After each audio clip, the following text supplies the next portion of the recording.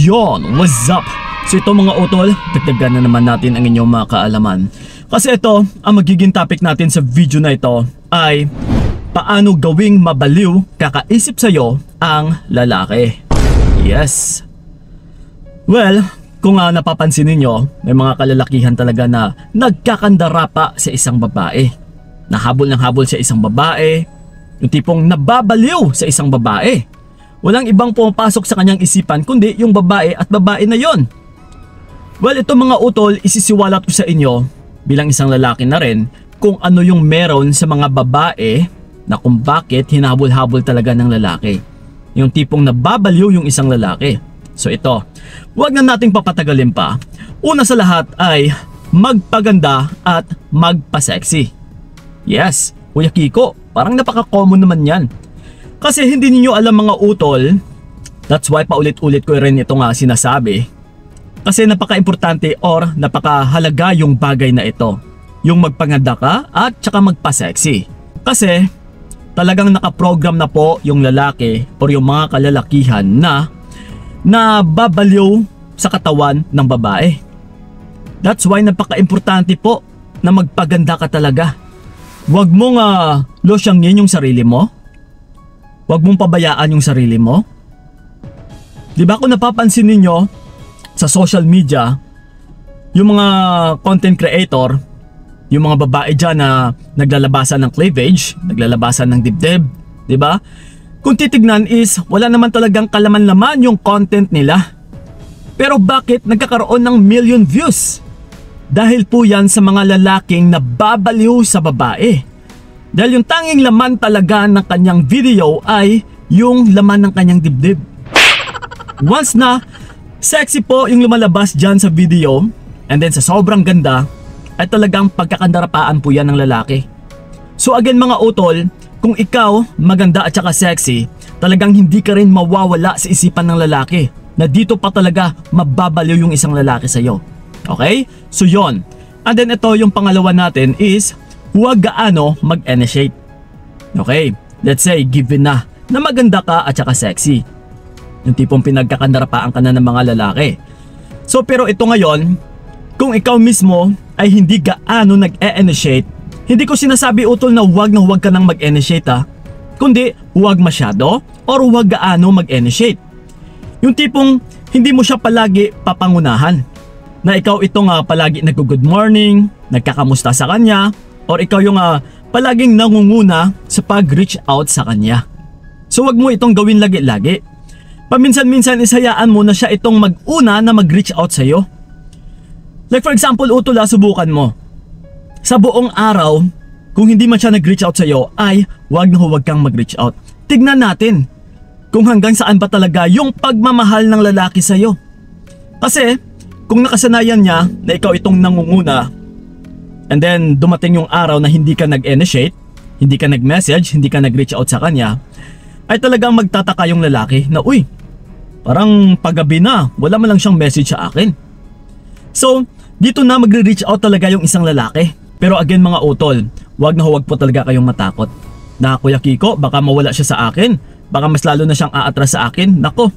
So ibig sabihin, ganun lang ba kababaw yung pagmamahal niya sa'yo? Kasi yung lalaki utol ay hindi kanyan matitiis kapag minamahal ka. Kahit wala kang gagawin sa kanya, kahit hindi ka mag-e-initiate, ay talagang hahabulin ka ng lalaki. So ganito pa man, kung ikaw mismo na babae ay confident ka sa iyong sarili na talagang hahabul-habulin ka ng partner mo, yes, huwag kang panay mag-initiate sa kanya. Dahil yung bagay na ito ay nakakawala din ng interest. Kapag ikaw itong palaging nag-e-initiate bilang isang babae So, mas lalo pa itong nagpapahiwatig na busy ka rin, na may ginagawa ka rin, na mas inuuna mo rin yung mga importanteng gawain para sa sarili mo. Hindi puro siya at siya na lang. Hindi yung paggising mo sa umaga is siya na agad yung pumapasok sa iyong isipan, nag-good morning ka na. Why not na subukan mo na wag mo na mag-initiate? Dahil dito mo talaga mas lalong mapapabaliw kakaisip sa'yo yung isang lalaki. Okay? So yon. And then ito, yung pangatlo natin is maging mysterious. Yes, talagang papasok na rin na maging mysterious ka once na ikaw mismo ay hindi palagi nag-e-initiate. Yes, na magtataka yung partner mong lalaki or yung lalaki na naliligaw sa'yo. Na uy, kamusta na kaya siya? Yung tipong hindi mo finifeed lahat-lahat yung about sa'yo, utol. Hayaan mong siya itong maghahalongkat tungkol sa'yo. Hayaan mong siya ito yung magtatanong about sa'yo. Once kasi na pinapangunahan mo, pareho na rin ito sa pag-e-initiate na ikaw itong nagbibigay ng balita sa kanya o di kaya kung ano yung mga pinaplano mo, sinasabi mo na sa kanya, ay talagang mawawalan din ng interest yung lalaki sa'yo. Mas madali siyang magsawa. Pero kung marami pa siyang hahalongkatin sa'yo dahil hindi mo ito binibigay, naging mysterious ka, yes, talagang mas lalong matcha-challenge or ma-e-excite pa lalo yung lalaki sa'yo. Na dito talaga siya mas lalong mababaliw kakaisip din sa'yo. Okay? So yon. And then ito yung pang-apat natin is maging hot and cold. Yes. Well, ito ang ibig kong sabihin dito, try nyo po na once na nagsasama kayo ng partner mo is yung tipong maging malambing ka. Yes, yung tipong parang nakalambitin ka na sa kanya, naging clingy ka, naging needy ka. Once na kayo ay nagsasama. And then, subukan mo na once kayo ay magkalayo, ay hindi ka ganun kaklingi at saka ka-needy sa kanya. Yung tipong siya pa itong mag-e-initiate na, uy, bakit kaya kanina nung magkasama kami isang napakalambing niya? Pero ngayon bakit parang napaka-cold niya mag-message sa akin?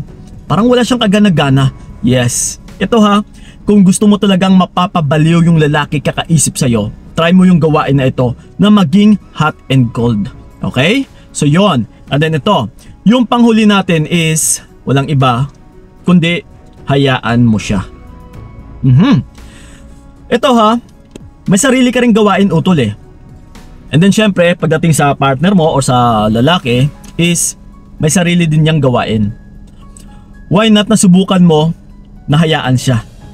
Hayaan mo siyang gawin yung stuff niya, yung trabaho niya, wag mo siyang panay disturbuhin. That's why, napaka-importante po kanina nang sinabi ko din na huwag gaano mag-initiate. Hayaan mong gawin niya lahat-lahat ng kagustuhan niyang gagawin sa buong araw. And then hayaan mo din siya na siya itong mag-message sa'yo or mag-reach out sa'yo. Kasi kung hinahayaan mo lang siya, utol, ay mas lalo lang din itong nagpapahiwatig na ikaw mismo ay may sarili ka ring gawain.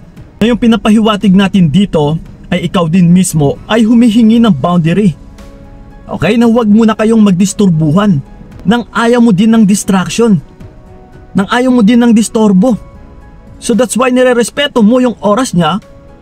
Kaya binibigay mo ito sa kanya, and then dito rin kasi nagpapahiwatig na kailangan niya ring respetohin yung oras mo. So sa gawain na ito, utol, na hinahayaan mo lang siya, ay mas lalo pang aaligid-aligid talaga yung lalaki sa'yo. Yung tipong ito talaga yung gusto mo. Nahahayaan mo lang siya na nandyan siya. Kung ayaw niya man or kung wala man siya ay okay pa rin sa'yo. Yung tipong kaya mo pa rin mabuhay kahit wala siya. Yes. So yun po yun. Okay? So yun lang po, utol, yung mga tanging gawain na pinaka-importante sa lahat kung gusto nyo talagang mabaliw yung lalaki sa inyo or kakaisip sa inyo. Gawin nyo lang po yung bagay na ito. Pero again, huwag pa sobra-sobra Kasi once na masobrahan ay syempre, iba rin yung kahinanatnan na baka magkahiwalay pa kayong dalawa. Dapat ay katamtaman lang. Kung gusto mo talagang bumawi, kung dati ikaw itong baliw na baliw sa kanya, try mo yung gawain na ito para siya naman yung mababaliw sa'yo. Okay? So yun po mga utol, sana'y nakatulong yung video na ito. So ingat kayo. God bless and babush!